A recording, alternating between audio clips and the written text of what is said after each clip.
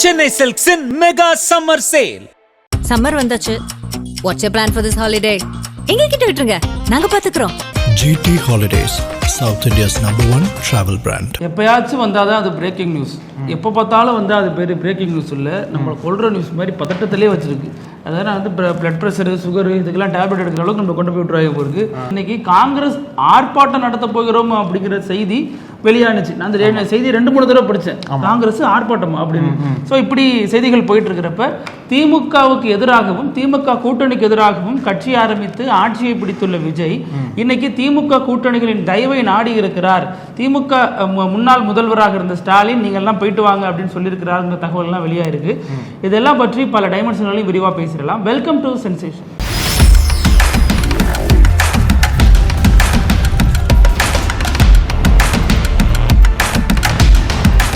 வணக்கம் பிருத்திவி. வணக்கம் அழகு. நீங்கள் சொன்னது போல தான் வீட்டிலலாம், அதாவது நியூஸ் என்பது வந்து இவ்வளோ வேகமாக மாறுமா, இவ்வளோ திருப்பங்களோட செய்திகள்லாம் நகருமான்றதே வந்து ஒரு ஆச்சரியம் கலந்த ஒரு உண்மையாக தான் பார்க்குறோம். நம்ம அந்தளவுக்கு ஒவ்வொரு நொடியும் ஒவ்வொரு மணி நேரமும் வந்து திடீர்னு அதிமுக பிக்சருக்குள்ளே வராங்க. அதிமுக எடப்பாடி பழனிசாமி கவர்னரை பார்க்க போகிறாருன்றாங்க, அப்புறம் எடப்பாடி பழனிசாமி புதுச்சேரி கிளம்பி போகிறாருன்றாங்க. இவர் அதுக்கு உள்ளே வந்தார், இவர் ஒன்று கேம் விளையாடுறாருன்னு சொல்லிட்டு பல குழப்பங்களுக்கு மத்தியில் சில உண்மைகளை ஒத்துக்கு தான் ஆகணும். என்ன உண்மை அப்படின்னா, தாவேகா தனிப்பெரும் கட்சியாக வந்திருக்கு. தனி பெரும்பான்மை இல்லை, தனிப்பெரும் கட்சியாக தாவேகா வந்திருக்கு. இப்போ சட்டப்படி என்ன சொல்கிறாங்க அப்படின்னா, தனிப்பெரும் கட்சியாக இருக்கக்கூடிய தாவேகாவுக்கு ஆளுநர் வந்து அழைப்பு கொடுத்துருக்கணும். முதல்ல தாவேகாவினர் என்ன கேட்டாங்க அப்படின்னா, நாங்கள் வந்து கவர்மெண்ட் ஃபார்ம் பண்ணுறதுக்காக கிளைம் பண்ண போகிறோம். அந்த பதவி பிரமாணம் செஞ்சதுக்கப்புறம் 2 வார இடைவெளியில் எங்களோட மெஜாரிட்டி ப்ரூவ் பண்ணணும்னு சொல்லிட்டு தான் தாவேகா கட்சிக்காரங்க சொல்லிட்டு வந்தாங்க. அதன்படி தான் ஃபர்ஸ்ட் கவர்னர்லாம் மீட் பண்ணாங்க. அவருமே வந்து இன்னைக்கு மே 7ஆம் தேதி பதவி ஏற்றுக்கோங்கன்னு சொல்லிட்டு அந்த நேரு ஸ்டேடியமில் ரெடி பண்ணாங்க. அது ஒரு பக்கம் போயிட்டு இருந்தது இல்லையா. ஆனால் நடுவில் திடீர்னு எங்கே ட்விஸ்ட் ஆச்சு அப்படின்னா, காங்கிரஸோடைய சப்போர்ட் டிவிகேக்கு, அதாவது மெஜாரிட்டி ப்ரூவ் பண்ணுறதுக்கு பதவி பிரமாணம் அந்த ஏற்பாடுகளை ஒரு பக்கம் போயிட்டு இருந்தாலுமே, இன்னொரு பக்கம் தாவேகா வந்து பல கட்சிகள் இடத்துல பேச்சுவார்த்தை பண்ணாங்க. எப்படி நம்ம வந்து ரிமைனிங் நம்பர்ஸ் எடுக்கிறது, யார்கிட்டெல்லாம் பேச்சுவார்த்தை பண்ணான்னு சொல்லிட்டு முதல்ல அவங்க வந்து பேச ஆரம்பித்த கட்சி என்பது காங்கிரஸ் கட்சி. அதன் மூலிமா திமுக கூட்டணி உடைந்தது. காங்கிரஸ் கட்சி விஜயோட சேர்ந்து நாங்கள் தாவேகாவை ஆதரிக்கிறோம் அப்படின்ற மாதிரி 5 எம்எல்ஏக்களும் விஜய்க்கு சப்போர்ட்டாக இருந்தாங்க. அப்போ அந்த நம்பர்ஸ் வந்து 107, 112 அந்த ரேஞ்சுக்கு வந்துச்சு இல்லையா.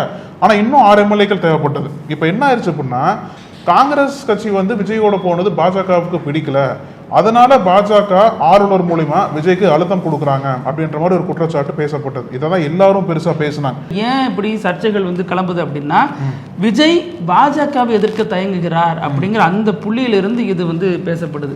ஏன் விஜய் பாஜகவை எதிர்க்க தயங்கணும், அதான் காங்கிரஸ் கூட இருக்கு, துணிஞ்சு அடிக்க வேண்டியதானே அப்படின்னா, விஜய் இதுவரைக்கும் பாஜகவை எதிர்த்ததாக ஒரு சின்ன ட்ராக் ரெக்கார்ட் கூட இல்லை. பாஜக கொள்கை எதிரி அப்படின்னு ஒரு வரி பேசுவாரே ஒழிஞ்சு பாஜகவை கடுமையாக எங்க விமர்சிச்சிருக்காரு அப்படின்னு நம்ம பார்க்க கூகுள் கிடையாது, லென்ஸ் வச்சு தெரிஞ்சாலும் கிடைக்காது, நமக்கு கூகுள்ல தெரிஞ்சாலும் கிடைக்காது. ஸோ அப்படிப்பட்ட ஒரு வரலாறு தான் தாவேகாவுக்கு இருக்கு, பாஜகவுக்கு இருக்கு.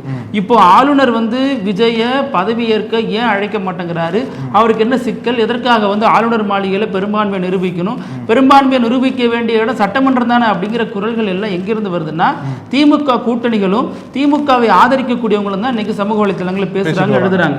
தாவேகாவினுடைய சீட்டர் நிர்மல்குமார் என்ன சொல்றாரு, எங்களுக்கு எந்த ஒரு நெருக்கடியும் கொடுக்கப்படல அப்படின்னு அவர் சொல்றாரு. விஜய் 2வது முறையாக ஆளுநரை சந்திக்க போகிறார். இன்னைக்கு சந்திச்சாரு, பேச்சுவார்த்தை நடத்தினாரு, ஆளுநர் பெரும்பான்மை கிடைக்கலன்னு சொல்லிட்டாரு. இது வரைக்கும் இந்த நிமிடம், இந்த வீடியோ வெளியாகிற இந்த நிமிடம் வரைக்கும் தாவேகாவினர் அல்லது விஜய் பாஜக குறித்து என்ன பேசியிருக்காங்க, ஸ்டாலின் சார் அப்படின்ற மாதிரி அமித்ஷா சாரனோ அல்லது ஆளுநர் சாரனோ ஒரு வீடியோ போட ஏன் விஜய்க்கு தைரியம் வரல, இதுதானே சரியான சந்தர்ப்பம். இப்போ திமுக கூட்டணியினரே விஜய்க்கு ஆதரவாக நிற்கிறாங்க அந்த ஆளுநர் விவகாரத்தில் அப்படின்னா, இதை விஜய் அறுவடை பண்ணிக்கலாமே. அவர் தான் அறிக்கையில் சொன்னாரு, எனக்கு வாக்களிக்காதவங்களுக்காகவும் செயல்படுவேங்கிற மாதிரி கடைசியாக ஒரு வரி சொல்லியிருந்தார். அப்போ இதை விட்டா சரியான சந்தர்ப்பம் என்ன இருக்கும், கூடவே காங்கிரஸ் இருக்குங்கிற பட்சத்தில் விஜய் இதை துணிந்து செய்தால் என்ன, ஆனால் விஜய் செய்ய தயங்குகிறார். அப்போ அந்த விஷயம் வெளில வரக்கூடாதுங்கிறதுனால திமுக அதிமுக ஒரு பெரிய விஷயத்தை கொளுத்தி போட்டு அப்படிங்கறத நம்ம புரிந்து கொள்ள முடியும். நீங்க சொன்னது போல விஜயோட வெற்றி எந்த அளவுக்கு பேசப்படுதோ அதே அளவுக்கு பேசப்படக்கூடிய சம்பவம் வந்து பாஜகவுடைய ஆதிக்கம். ஆளுநர் மூலியமா இப்ப எல்லாருமே ஒத்துக்கிறாங்க, என்ன ஒத்துக்கிறாங்க அப்படின்னா விஜய் தான் பதவி ஏற்கணும், அவர் தான் தனிப்பெரும் கட்சியா வந்திருக்காரு. மக்கள் இப்ப நமக்கு விருப்பம் இருக்கு, விருப்பம் இல்ல, மக்களோட தீர்ப்பு அதுதான். இப்ப நம்ம நிகழ்ச்சி மாதிரி விஜய் விமர்சிச்ச நிகழ்ச்சி வேற நம்ம பார்க்க முடியாது. ஆனா நமக்கு என்ன சரின்னு தோணுது இந்த நேரத்துல, மக்கள் வாக்களிச்சிருக்காங்க, விஜய்க்கு தான் வாக்களிச்சாங்க, அப்ப அவர் தானே ஆட்சி பண்ணும். அதான் 100% மாற்று கருத்தே கிடையாது நீங்க சொன்னதுல. ஏன்னா சட்டப்படி பேசணும் அப்படின்னா மக்கள் விஜய் தேர்ந்தெடுத்துட்டாங்க, விஜய் தான் ஆட்சி அமைக்கணும், விஜய் தான் பதவி பிரமாணம் எடுத்துக்கணும் தனிப்பெரும் கட்சியா. ஆனா இப்ப இன்னைக்கு கவர்னர் பார்த்தாரு, நீங்க சொன்னதுல எதற்காக விஜய் வந்து பாஜக விமர்சனம் பண்ணல அப்படின்ற ஒரு கேள்வி இருக்கு. பல கட்சி தலைவர்கள் செல்வ பெருந்தகையில் இருந்து அங்க போயிட்டார், செல்வ பெருந்தகை காங்கிரஸ் ஆர்ப்பாட்டம் வைக்கிறாங்க, ஆர்ப்பாட்டம் பாத்துறீங்களா? 5 வருஷம் எதுவுமே தெரியும். தமிழ்நாட்டுல விஜய்க்கு ஆதரவா காங்கிரஸ் கட்சி வந்து ஆர்ப்பாட்டம் பண்ண போறாங்க கவர்னர் கண்டிச்சு. அது மட்டும் இல்லாம திமுக கூட்டணி கட்சிகள் தலைவர்கள் எல்லாமே வந்து தொடர்ந்து விஜய் வந்து பதவி பிரமாணம் எடுத்துக்கிறதுக்கு ஆளுநர் அழைப்பு விடுக்கணும்னு சொல்றாங்க. ஏன்னா இல்ல ஆளுநருக்கு என்னங்க சிக்கல், விஜய் அவர் தான் தனித்த கட்சி, அவர் தான் 108 சீட்டு வாங்கி இருக்காரு, அவர் வந்து போய் கேட்கிறாருன்னா ஆளுநர் இதுல யார் முடிவு எடுக்கிறதுக்கு, நீங்க வாங்க ஃப்ளோருக்கு வாங்க டெஸ்ட் பண்ணி அப்படிதான் சொல்லணும். ஆனா அதுல ஒரு சிக்கல் நடந்திருக்கு. என்னன்னா விஜய் 108 தான் நான் வாங்கியிருக்கேன் தொகுதி, நான் தான் தனித்த கட்சி, தனித்த அதிக இடங்கள் வாங்குற கட்சின்னு சொல்லி காட்டியிருந்தாருன்னா பிரச்சனை இல்லை. ஆனா இவர் காட்டுறது 108 பிளஸ் காங்கிரஸினுடைய 5 சேர்த்து 113 அப்படின்னா இது காட்டுனதுனாலதான் ஆளுநருக்கு கன்ஃபியூஸ் ஆயிடுச்சுங்கிறாங்க. எதனால கன்ஃபியூஸ் ஆயிருக்கு அப்படின்னா 108ங்கிறது இவரோடது, கூட்டணிகள்ங்கிற முறையில காங்கிரஸ் ஆதரவு கடிதம் சேர்த்து 113 காட்டுறாருன்னு வச்சுங்களேன். அப்ப இவ்வளவுதான் அவருக்கு ஆதரவு இருக்கா அப்படின்னு ஆளுநருடைய டிஸ்கிரிஷன் பவர், அவருடைய தனிப்பட்ட உரிமையின் தனிப்பட்ட பவர் அடிப்படையில் இது வந்து பெரும்பான்மையை காட்டுங்கன்னு சொல்லிட்டு ஒரு நெருக்கடி கொடுக்கிறார். நீதிமன்றம் போனா ஆளுநருக்கு சாதகமாக கூட தீர்ப்பு வருவதற்கான வாய்ப்புகள் இருக்கு. இந்த அடிப்படையில் பார்த்தோம்னா லாஜிக்கலா பாக்குறவங்க வந்து இந்த பாயிண்ட தான் கோட் பண்றாங்க. என்ன அப்படின்னா விஜய் பண்ண முதல் தவறு, அவர் முதல்ல கரெக்டா போனார், அவரோட கட்சி எம்எல்ஏக்கள் லிஸ்டோட 108 பேர் எங்களுக்கு இருக்காங்க, எங்களை ஆட்சி அமைக்கிறது கூப்பிடுங்கன்னு சொல்லிட்டு போனா பிரச்சனை இல்லை. ஆனா ஃப்ளோர் டெஸ்ட்ல வந்து சிஎம் பதவியேற்றதுக்கு அப்புறம் ஃப்ளோர் டெஸ்ட்ல வந்து ஃபெயில் ஆனா அப்படின்னா மீண்டும் அவர் வந்து ராஜினாமா பண்ணக்கூடிய சூழ்நிலை ஏற்படும். 2 வார காலம் கேட்டிருந்தார் இல்லையா, அதுக்குள்ள வந்து ஆதரவை திரட்டிடலாம் அப்படின்னு நம்பிக்கையில தான் வந்து விஜய் வந்து இந்த கவர்மெண்ட் ஃபார்ம் பண்றதுக்கு கவர்னரை மீட் பண்ணார். ஆனா இப்ப என்ன பிரச்சனை ஆயிடுச்சு அப்படின்னா நீங்க சொன்னது போல காங்கிரஸோட ஆதரவு கடிதத்தை நம்ம இன்னைக்கு கவர்னரை பார்த்தார்ல, இன்னைக்கு கூட கவர்னர் என்ன சொல்லிட்டாரு அப்படின்னா 3/4 மணி நேரம் அந்த பேச்சுவார்த்தை என்பது போனது. இறுதியில கவர்னர் என்ன சொல்லிட்டாரு அப்படின்னா நீங்க வந்து 118 அந்த நம்பர்ஸோட வாங்க, அந்த 118 எம்எல்ஏக்கள் கொண்ட கையெழுத்தோட வந்து நான் பாருங்க, அப்ப வந்து உங்களை கூப்பிடுறேன்னு சொல்லிட்டாரு போல, ஆட்சி அமைக்கலாம்னு சொல்லிட்டு. நீங்க சொன்னது போல எங்க அந்த கன்ஃபியூஷன் ஆச்சு அப்படின்னா இது லாஜிக்கலா பார்க்கும்போது கவர்னருக்கே ஒரு வகையான நம்பிக்கை இல்லை. ஏன்னா நீங்க 108 பிளஸ் 5 113 தான் கொண்டு வந்திருக்கீங்க. அப்போ விஜயால வந்து மெஜாரிட்டியான அளவிற்கு எம்எல்ஏஸை திரட்ட முடியல, மெஜாரிட்டி வாக்குகளை வந்து விஜயால திரட்ட முடியல, அதனால வந்து ஆட்சி அமைக்கிறதுக்கு விஜயால இப்போதைக்கு முடியாதுன்ற மாதிரி கவர்னர் சொல்லிட்டதாகவும் சொல்றாங்க. அந்த ஸ்டேட்மெண்ட்டே பாத்தீங்க அப்படின்னா விஜய் வந்து மெஜாரிட்டியை ப்ரூவ் பண்ணலன்னு சொல்லி வரல, ஆனா மெஜாரிட்டியை எஸ்டாப்ளிஷ் பண்ணலான்னு சொல்றாரு கவர்னர். ஹஸ் நாட் பீன் எஸ்டாப்ளிஷ்னு சொல்றாரு. இப்போ அந்த எஸ்டாப்ளிஷ்மெண்ட்ஸ் என்ன சொல்றாங்க அப்படின்னா விஜய் வந்து இங்க எங்கிட்ட வந்து 118 பேர் இருக்கிற மாதிரி எங்கிட்ட காட்டல. இப்போ விஜயே நாளைக்கு நீதிமன்றம் போனார் அப்படின்னா இந்த ஒரு கடிதத்தை வச்சு கூட கவர்னர் வாதாட வாய்ப்பு இருக்கு, அது விஜய்க்கு அகைன்ஸ்டா தான் போனா சொல்றாங்க. அப்போ என்னதான் பண்றது, இந்த இடியாப்பச்சிக்கல் நடுவுல வந்து விஜய் எப்போ ஆட்சி அமைப்பாரு, என்னதான் நடக்குதுன்னு சொல்லிட்டு தமிழக மக்கள் முழுக்கவே குழம்பி இருக்காங்கன்னு சொல்லணும். இப்பதான் விஜய்க்கு தெரிஞ்சிருக்கு உண்மையான பாயாசம் எது, உண்மையான பாசிசம் எது, யார் இப்ப விஜய்க்கு ஆதரவாக நிக்கிறா, யாரு விஜய் இந்த சிக்கலுக்கு உள்ளாக்கனா, யாரு விஜய்க்கு எதிராக பேசுறா, இது எல்லாமே விஜய் இப்போவாவது கவனிக்கணும் அப்படிங்கிறது நம்மளுடைய கோரிக்கை. இதுல பாத்தீங்கன்னா இப்ப ஒரு பக்கம் விஜய் வந்து இந்த மாதிரியான சிக்கல்களை தவிச்சிட்டு இருக்கிறப்ப இன்னொரு புறம் திமுக தலைவர் ஸ்டாலின் தலைமையில விசிக இடதுசாரிகளுடனான ஆலோசனைகள் நடக்குது. அந்த ஆலோசனையில என்ன பேசிக்கிட்டாங்க அப்படிங்கிற விஷயமும் அதிகமாக பலராலும் தேடப்பட்ட ஒன்றா இருக்கு. அதுல வந்து முதல்வரை கம்யூனிஸ்டுகளுடைய சண்முகம், இன்னொரு மாநில செயலாளர் இந்திய கம்யூனிஸ்ட் மாநில செயலாளர் வீரபாண்டியன், அப்புறம் விசிக தலைவர் திருமாவளவன், இவங்க கட்சியில் கூடிய அடுத்தடுத்த கட்ட தலைவர்களும் இவங்களோட சேர்ந்து போய் சந்திக்கிறாங்க. அப்போ அவங்க என்ன பேசப்படுது அப்படின்னா கள நிலவரம், இப்போதைக்கு எப்படி இருக்கு அரசியல் சூழல், இதெல்லாம் பேசின பிறகு நீங்க வந்து அங்க விஜயோட போகிறதாக இருந்தால் உங்களுடைய தனிப்பட்ட விருப்பம், போகிறதா இருந்தால் போங்க அப்படிங்கிற மாதிரி ஸ்டாலின் சொன்னதாக ஒரு தகவல். அதுலயும் வந்து இவங்க ஸ்டாலின் அழைத்து சொல்லியிருந்தா போயிருப்போம் அப்படிங்கிற மாதிரியான இன்னொரு டாக்கும் போயிட்டு இருக்கு. அதே நேரம் இப்போ ஒவ்வொரு கட்சியும் கூட்டணியை எப்படி சிதைச்சிச்சு அப்படிங்கிற விஷயமும் பேசப்படுது. அதாவது தொடர்பாக நம்ம வந்து முன்னாடியே பார்த்தோம் அப்படின்னா இந்த கூட்டணி உருவாகிற அப்பவே விசிக வந்து நான் தனியாக நிற்க போறேன் அப்படின்னதா இருக்கட்டும், விசிக வந்து இந்த ஆட்சிக்கு புதிதாக ஆட்சி வரப்ப அது வந்து தொங்கு சட்டமன்றமா வரும் அப்படின்னு சொன்னதாகட்டும், அப்பவே அங்க ஒரு டேமேஜை ஏற்படுத்திட்டார் இவர் அப்படிங்கிற ஒரு பார்வை. இன்னொரு பக்கம் மதிமுகவில் நாங்கள் அழுதுகிட்டே சிரிக்கிறோம் அப்படின்னு சொன்னதாக இருக்கட்டும், காங்கிரஸ்ல அவங்க வந்து அப்பவே பல கலகத்தை உண்டு பண்ணாங்க. ஒரு இடதுசாரிகள் பல மணி நேரம் ஒரு நீண்ட ஆலோசனைக்கு பிறகுதான் கூட்டணிக்கே வந்தாங்க. இப்படி அங்கேயே கூட்டணி உடஞ்சிடுச்சு. ஆனா இப்ப என்னென்ன சொல்லப்படுது, இப்ப ராகுல் காந்திக்காக எப்படிலாம் ஸ்டாலின் பேசுறாரு நம்ம நேற்று பார்த்தோம். இந்த இந்தியாவில் யாருமே ஆதரிக்காதப்ப, சொந்த கட்சியினரே ஆதரிக்காதப்ப இவர் தான் பிரதமர் வேட்பாளர்னு சொல்லி அறிவிச்சது ஸ்டாலின். அதே மாதிரி திருமாவளவனை கூட்டணிக்குள்ள இணைக்காதீங்க, இணைக்காம இருந்தீங்கன்னா நாங்க வரோம் அப்படின்னு பாமக எத்தனையோ முறை சொல்லியும் யாருடைய பேச்சையும் மதிக்காமலும் விசிகாவை திமுக ரிட்டைன் பண்ணி உள்ளே வச்சுட்டு இருந்துச்சு. அதற்கு இதுதான் நன்றி கடனா அப்படிங்கிற மாதிரியான பல விமர்சனங்கள் வந்த நிலையில தான் இன்னைக்கு கூட்டணி கட்சிகள் வந்து ஸ்டாலினை சந்தித்து ஒருமித்த முடிவெடுக்கலாம், அவரோட கலந்து ஆலோசித்து ஒரு முடிவெடுப்போம், காங்கிரஸ் மாதிரி நம்ம அப்ரப்டா அபாண்டனா அப்படியே விட்டுட்டு போயிடாம நாம வந்து ஒரு ஒரு சம்மதத்தோட இங்கிருந்து வெளியேறலாம் அப்படிங்கிற அடிப்படையில் இந்த முடிவெடுத்ததாக சொல்றாங்க. ஆனாலும் இன்னமும் கூட்டணி கட்சிக்குள்ள குழப்பம் இருக்கு. நம்ம ஃபியூச்சரிஸ்டிக்கா யோசிக்க வேண்டியதா இருக்கு. நாளைக்கு என்ன மாதிரியான இந்த அரசியல் அமைப்புகள் மாறும், அப்புறம் ஒருவேளை மாறி வந்தோம்னா தொண்டர்களோட மனநிலை எப்படி இருக்கும், இது எல்லாத்தையும் யோசிச்சு நாளைக்கு முடிவெடுக்க போறாங்க அப்படிங்கிறது சொல்லப்படுது. ஆமா, விஜய் வந்து மெஜாரிட்டி கிராஸ் பண்ணி வச்சுக்கோங்க, இவ்வளவு பிரச்சனை வந்திருக்காது இல்லையா? கரெக்டா வந்து ஒரு டைரக்டா போயிருப்பாரு, கடிதத்தை கொடுத்துருப்பாரு, பதவி ஏற்றிருப்பாரு. ஆனா மெஜாரிட்டி கிராஸ் பண்ணாம இருக்கிறதா இத்தனை சோதனைகளை வந்து சந்திக்கிறாரு. இதுல பாஜகவுக்கு என்ன கோபம்? ஆப்வியஸா உங்களுக்கு கோபம் இருக்கும். என்ன அப்படின்னா காங்கிரஸை விஜய் சேர்த்துக்கிட்டாரு அப்படின்ற மாதிரி ஒரு கோபம் இருக்கலாம்.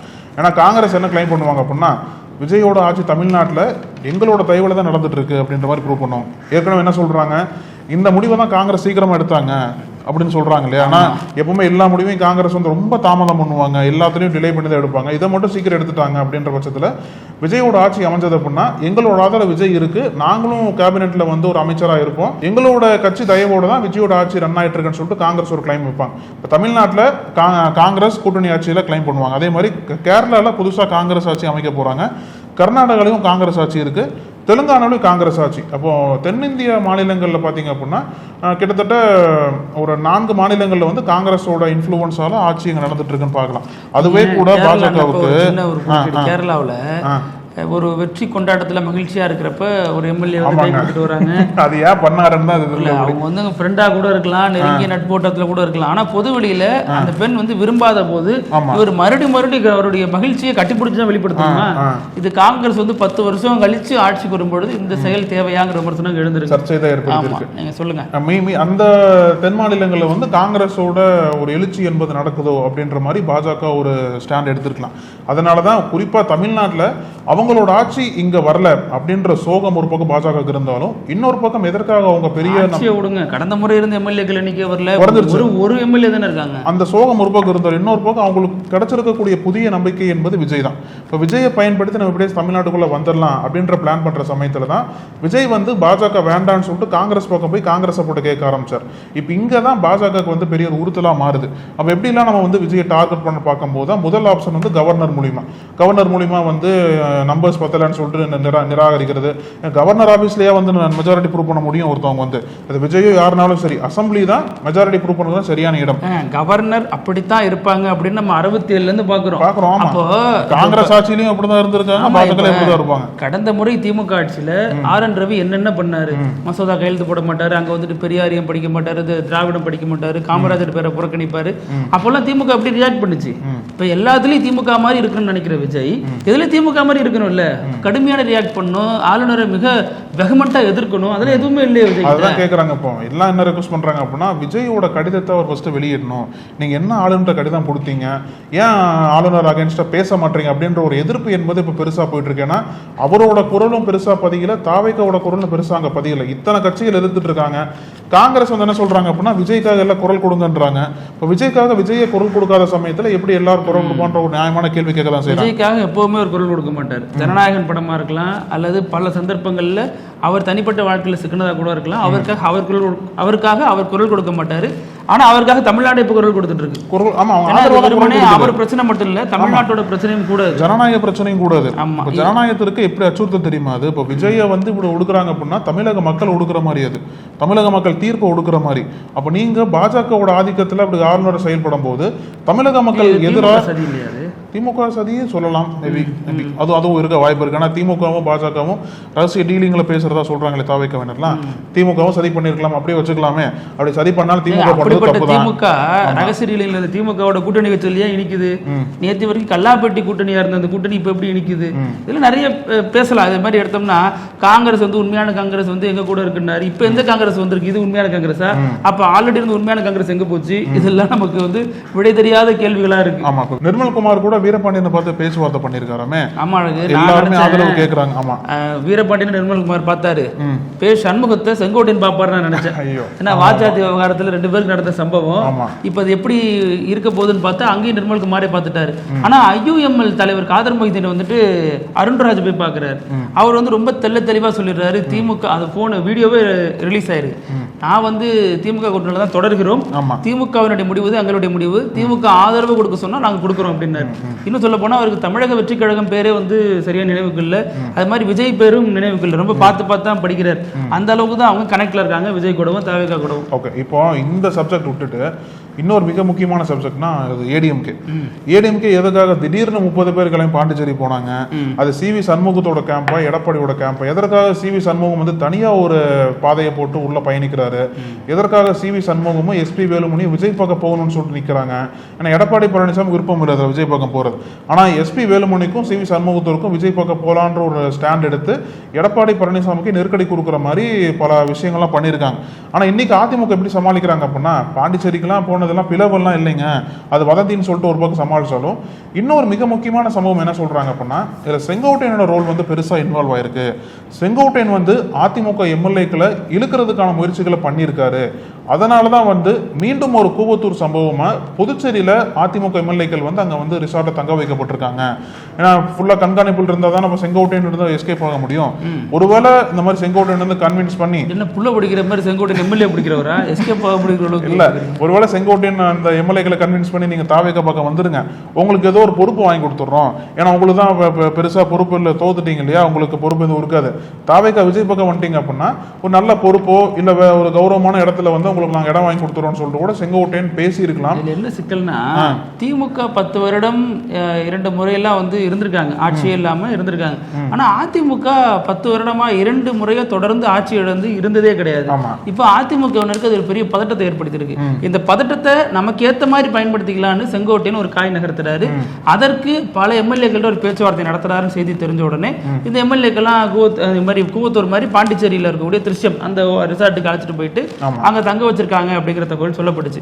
மொத்தம் 46 எம்எல்ஏ 47 எம்எல்ஏ வந்துருங்க அப்படின்னாங்க. ஆனா போனது 25 எம்எல்ஏ தான் போயிருக்காங்க, மிச்சவங்க வந்துட்டு இருக்காங்க அப்படிங்கிறாங்க. இப்ப எடப்பாடி பழனிசாமியே பாண்டிச்சேரிக்கு போக போகிறாங்க தகவல் வருது.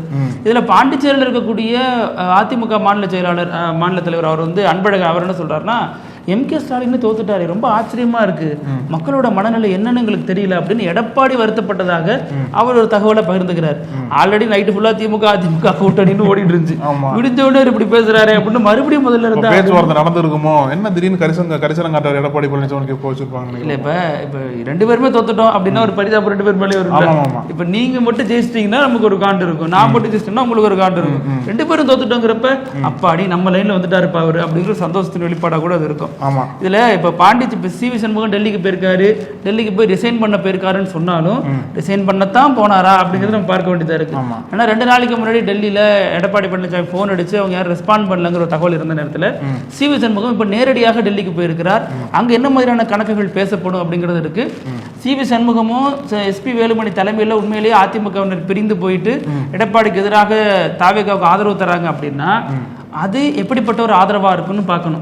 ஏன்னா அவங்க 2 பேரும் RSS ஓட நெருக்கமா இருந்தவர் CT நிர்மல்குமார் இருக்கலாம், RSS மேடையை பகிர்ந்தவர் SP வேலுமணி. அப்போ இதெல்லாம் எப்படி தாவேகாவுடைய எதிர்கால அரசியலை பாதிக்குங்கிறத நம்ம பார்க்க வேண்டியதா இருக்கு. அதற்கு தான் CT நிர்மல்குமார் தெளிவா சொல்றாரு, அதிமுக கூட்டணிகளுக்கு நாங்க அழைப்பு விடுக்கல அப்படிங்கிறாரு. நாங்க யார்ட்டும் நேரடியாக எங்க கூட்டணியில் வந்து சேருங்க அப்படின்னு அதிமுக கூட்டணியில் இருக்கவங்க நம்ம பேசவே இல்லை அப்படின்னு அவர் ரொம்ப பட்டவர்த்தனமா பேசுறாரு. தாவேகா பொறுத்தளவுல முதல் டார்கெட்டே வந்து திமுக கூட்டணி கட்சிகள் தான். ஏன்னா அதிமுகவோட போனோம் அப்படின்னா பாஜகவோட ஸ்டாண்டை வெளிப்படை எடுக்கிற மாதிரி சொல்லிட்டு கூட தவிர்த்து வந்திருக்கலாம். ஆனா ஒருவேளை இங்க இருக்கக்கூடிய கட்சிகள் பெருசா ஆதரவு தரல, நாளைக்கு தான் கம்யூனிஸ்ட் கட்சி எல்லாம் கூட்டம் போட்டு பேச போறாங்க போல, அந்த மாதிரி என்ன முடிவு எடுக்க போறாங்கன்னு தெரியல. மோஸ்ட்லி வந்து டிஎம்கே விட்டு போக வேண்டாம்ன்ற முடிவு எடுக்கிற மாதிரி சொல்றாங்க. இதுல போனாலும் ஒரு நல்லது இருக்கு, என்ன அப்படின்னா அங்க வந்து பாஜகவினுடைய கையால் விஜய், பாஜகவினுடைய பி டீம் விஜய்ங்கிற இமேஜ் மாறும், விஜய்க்கு அது ஒரு பிளஸ். தமிழ்நாட்டு மக்களுக்கு என்ன ப்ளஸ் அப்படின்னா இப்போ அவர் தான் எப்படி இருந்தாலும் ஆட்சி அமைக்க போறாரு, அதற்கான வாய்ப்புகள் அவருக்கு தான் அதிகமாக இருக்கு. இந்த நேரத்தில் இந்த மாதிரியான சக்திகள் வந்து அங்கே இருக்கும் பொழுது மிகப்பெரிய ஒரு இப்போ பிஎம்ஸ்டி திட்டத்தில் விஜய் கையெழுத்து போட்டுட்டாரு அப்படின்னா இவங்க வந்து அதை தடுப்பாங்க, கையெழுத்து போடாதீங்க அப்படிங்கிற ஒரு நம்பிக்கையின் அடிப்படையில் நம்ம அதை பார்க்க வேண்டியதாக இருக்கு.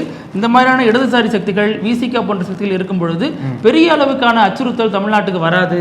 இன்னொரு மதச்சார்பற்ற முற்போக்கணியாக செயல்பட்டால் மக்களுக்கு நல்லதுதானங்கிற ஒரு பார்வையும் இப்போ எழுந்துருக்கு. பாஜகவோட அழுத்தம் தொடர்ந்து விஜய் மேல எடுத்துட்டே தான் இருக்கும். நீங்க சொன்னது போல எப்படி இவங்கெல்லாம் அரணா இருந்து தமிழ்நாட்டு அரசியல் விஜய் எப்படி வந்து சேஃப்கார்ட் பண்ண போறாங்க, எப்படி வந்து காப்பாற்ற போறாங்க, அதெல்லாம் விஜய் தமிழ்நாட்டை சேஃப்கார்ட் பண்ணுவாருன்னா விஜயை சேஃப்கார்ட் பண்றதுக்கு இவங்க எல்லாம் போறாங்க. இவர் பாஜகவை ஹெவியா அடிக்காம இவங்களுக்கு எப்படி நம்பிக்கை வரும், எப்படி போவாங்க, அல்லது வெறுமனே இவருக்கு மெஜாரிட்டி இருக்கு, இதை நம்ம வந்து பாஜக கொடுத்துடக்கூடாது, நாம இவரை பயன்படுத்தி மக்கள் நல திட்டங்கள் அல்லது இந்த மாதிரியான செயல்கள் பாஜகவுக்கு எதிரான அரசியலுக்கு பயன்படுத்திக்கலாம் நினைக்கிறாங்களா?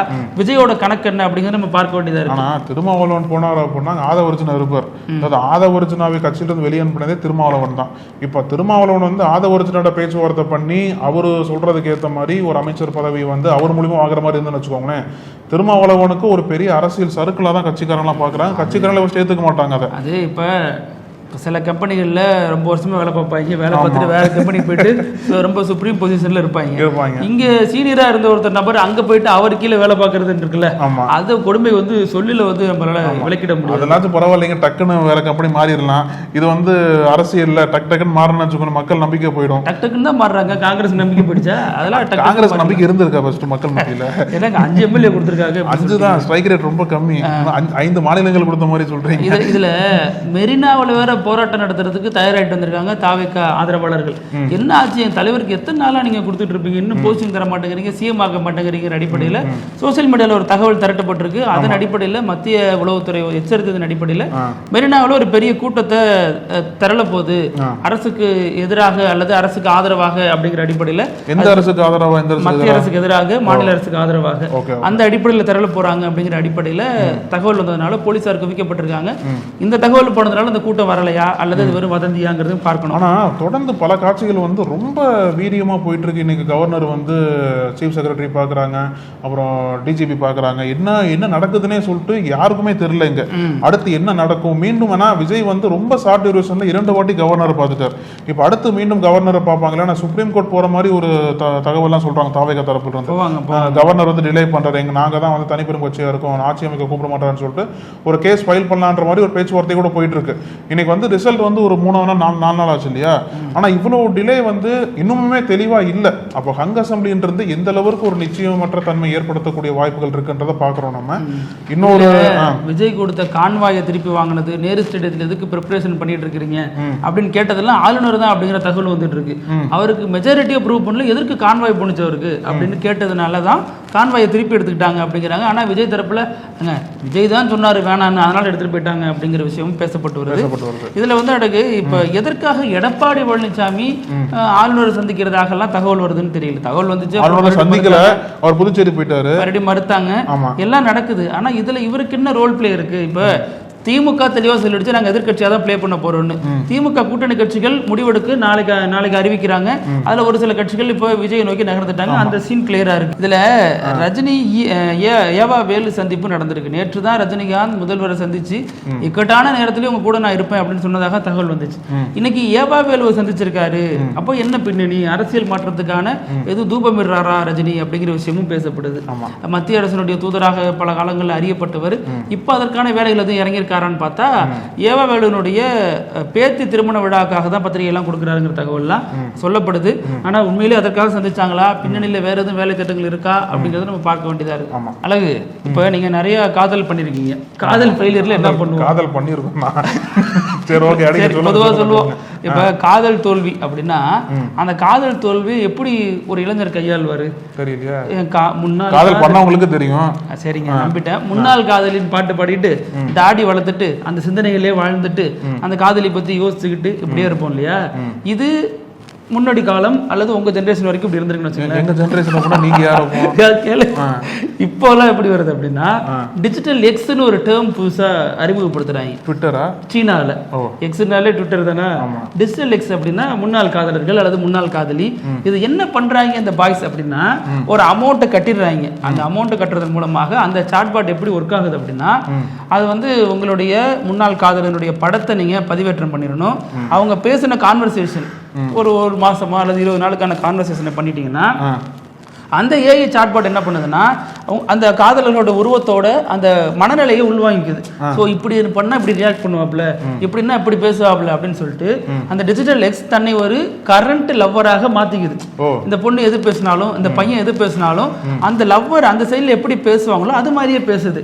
இதனால அவங்களுக்கு பெரிய ப்ரெஷர் இல்லாம அவங்க வந்து அந்த காதல் இருக்கிற மாதிரியே ஒரு ஃபீல்ல உணர்றாங்க. பெரிய அசம்பாவிதங்கள் அல்லது வேறு சில முடிவுகளை நோக்கி நகர்றவங்களுக்கு இது ஒரு பெரிய தீர்வாக இருக்கு அப்படின்னு சீனாவில் பேசப்படுது. எத்தனை வருஷம் அப்படியே போவாங்க அவங்க இது பேசிக்கிட்டு தற்காலிகமா ஒரு வருஷத்துக்கு பெரிய சோகம் இருக்குன்னா வாய்ஸ் நோட்லாம் பேசிக்கலாம். நீங்க அவர் ஏஐ லோ ஃபெயிலியர் ஆகுமே வாய்ஸ் நோட்லாம் பேசலாம். அதாவது அந்த பெண் வந்து அந்த தரப்புல இருந்து நீங்க எந்த மாதிரி வாய்ஸையும் அப்லோட் பண்ணீங்கன்னா அதே மாதிரியான வாய்ஸ்லயே அது பதில் சொல்லும், ஆறுதல் சொல்லும், நீங்க என்ன கேட்டாலும் பதில் சொல்லுங்கிறது ஒரு நல்ல விஷயமா ஒரு தற்காலிக சொல்யூஷனா பார்க்கப்படுது. இது ஒரு நல்ல விஷயம் தானே. பேசுவோம் அழகு. இதே மாதிரி லவ் யாரும் பிரேக் பண்ண வேண்டாம், பிரேக் பண்ற அளவுக்கு போக வேண்டாம். பிரேக் பண்ணிட்டீங்கன்னா இருக்கவே இருக்கு ஏஐ, அதை பயன்படுத்திக்கலாம். வேறு முடிவு நோக்கி போக வேண்டாம். பேசலாம் அழகு. இதே மாதிரி நாளைக்கும் பல பரபரப்புகளோடு சந்திக்கலாம். நன்றி அழகு. இதை சீனாலிருந்து வந்து ஒரு வினோத செய்தியாக பேசிட்டோம். நாளைக்கும் என்ன மாதிரி வினோத செய்தி வருதுன்னு பார்க்கலாம். அரசியலே பல வினோதங்கள் போயிட்டு இருக்கு, அதனால தொடர்ந்து பேசலாம். பத்தி நன்றி. நக்கீரன் டிவிக்கு சப்ஸ்கிரைப் செய்யுங்கள். உங்கள் ஆதரவே எங்கள் பலம். ஆசிரியர்களுக்கு நண்பனாகவும் மாணவர்களுக்கு ஆசானாகவும் திகழும் தேர்வு வழிகாட்டி. ஒவ்வொரு பாடத்திற்கும் அனுபவமிக்க ஆசிரியர்களின் துல்லியமான தெளிவான விடைகள். CNC இருக்கு, தேர்வு பயம் எதற்கு? இது தீரன் பப்ளிஷிங் ஹவுஸ் விற்பனை வெளியீடு.